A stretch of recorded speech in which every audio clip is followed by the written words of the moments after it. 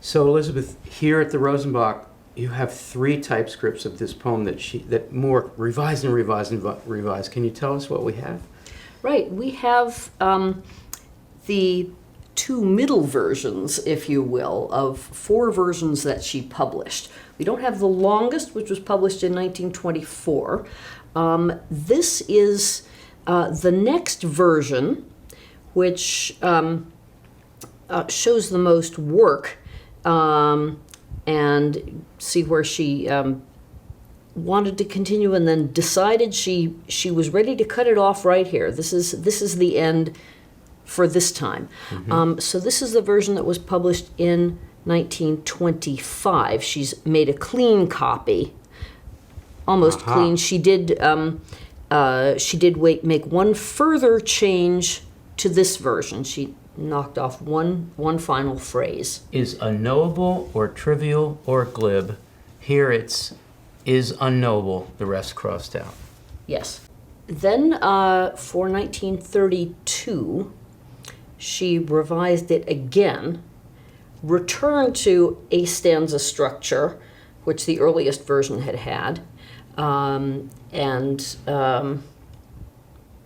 retained some of the same words, but added some things back in from the earliest version, and changed the ending. Did Marianne Moore fiddle is a good word because I think it appears. Yes. Did she fiddle with her versions of poems as much with other poems as with this one, or is this unusual? It was not at all unusual for her to publish revised versions of her poems. This may have been published in more different versions than most of them. Many were published in 2 versions.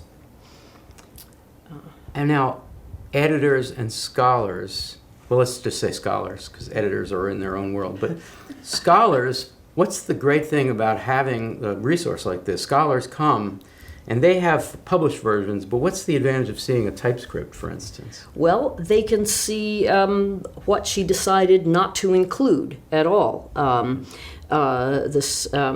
That which is unknowable or trivial or glib, that doesn't show up in the published version. And it'll show up nowhere unless you come here to look at it. Right. You can see here that she began with a version that was shorter than her first version, but she decided to play with the last line, and then including one final line that doesn't show up in any published version, the not until we have imaginary gardens with real toads in them, etc. Shall we encounter its misrule? Poetry's misrule is a wonderful phrase, but that's not anywhere. Yeah. And then we have this all caps note. Yes. What is that? Yes. She talking to the future, to archivists of the future, or is it for herself? Now this is for the front matter of the book that she was intending this to go into first. So yeah, it's simply identifying. Yeah. This is it's to be put in the book, which.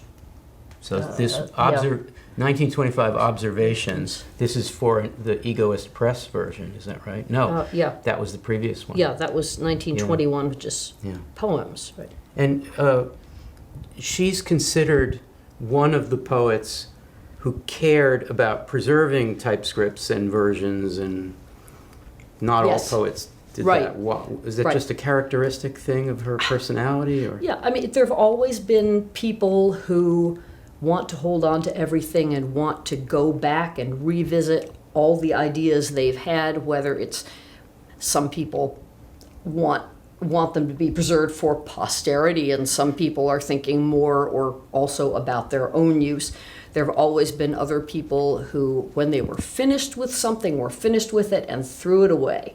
So the completeness of any record begins with the individual's characteristics. But Moore did want to revisit things, and we have in not only the the manuscripts and typescripts of her poems themselves, but we have notebooks in which, some in which she worked out drafts of poems, others that contained her notes on reading or lectures and exhibitions and conversations, all kinds of material that were grist for her mill and became incorporated into her poetry. And in many cases, those have layers. You can see years later she's come back with a different pen and handwriting of a very different age, and made notes in her own sources. So she wanted to this was kept for herself. 2 more questions for you. This is by far her most famous meta poem. This is a poem about poetry. Does that have something to do with all the fiddling? You know, if she wants to get a poem called Poetry right, but she also wants to get her poetry right. Am I making too much of that? I don't think so. Yeah. I mean, she was so careful about everything. She chose her words carefully in conversation. She wrote, we have drafts of letters where you see her working over a phrase and wants to say exactly the right thing. So that's very important to her. And it's like her to talk in one sense about things being important beyond all this fiddle, but to recognize that this fiddle is vitally important. So you've been working with and helping scholars to work with this material for a long time, and you probably don't allow yourself to have a preference of a version, but here we are, and we haven't talked about the last version, which is very short. Yes. What's your Just 2 favorite stanzas. version of this poem? Are you allowed to have a favorite version? Yes. I think my favorite has to be the first, because it has the real toads.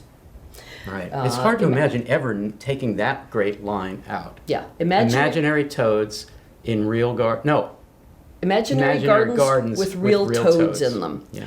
There's a puzzle there, too, that no one has found yet. I mean, a lot of the work in more research is finding where she got her ideas, her images. She's often been described as a collagist because she takes things from so many sources, including quotations. And you will often find direct quotations.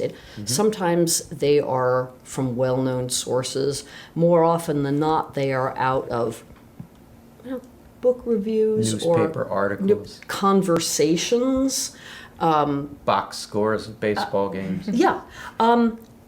Imaginary gardens with real toads in them is in quotation marks, and nobody's found out where that comes from. Which makes this a wonderful mystery, because if it's a collage, she may be actually collaging something she herself said once. That is possible. Yeah. I don't know if anyone has found another instance of that, but well, I Googled it this morning, and guess what I came up with?